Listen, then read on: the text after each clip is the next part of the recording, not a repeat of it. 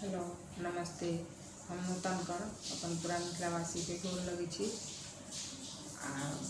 अखन तो सावन के महीना है, तखन हम भोला बाबा के एक गीत गबै छी। अहाँ सबके अगर नीक लागे तो लाइक शेयर जहिना करै छी ओहिना करैत रहब। आ जते नया साथी सब छथिन सबसे आग्रह अछि जे सब्सक्राइब नहीं केने हैत तो करब, से जरूर करब। तो सुनू एक बाबा के भोला बाबा के नचारी गबै छी। बाबा ने चलियो हमरो अपन नगरी, बाबा ने चलियो हमरो अपन नगरी। हे अपन नगरी देवघर नगरी, हे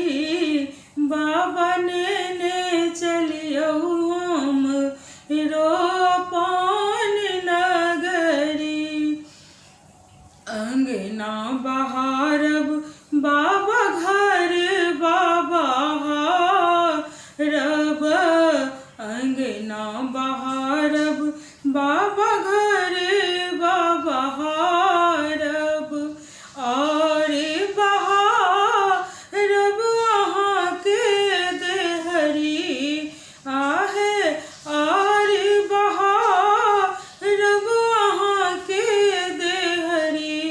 बाबा ने चलियो हमरो अपन नगरी, हे अपन नगरी देवघर नगरी, बाबा ने चलियो हमरो अपन नगरी।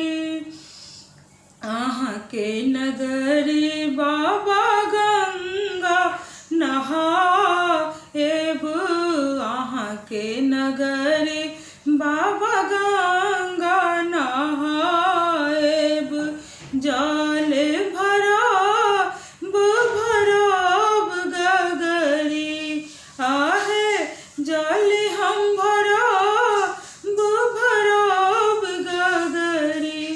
बाबा ने चलियो हमरो अपन नगरी, हे अपन नगरी देवघर नगरी, बाबा ने चलियो हमरो अपन नगरी।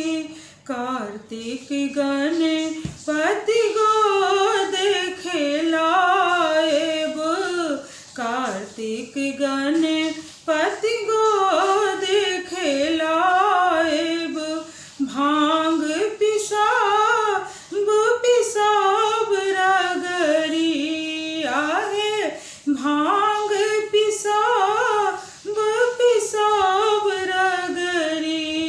बाबा ने चलियो हमरो अपन नगरी, भोला ने चलियो हमरो अपन नगरी, हे अपन नगरी देवघर नगरी, बाबा ने चलियो हमरो अपन नगरी।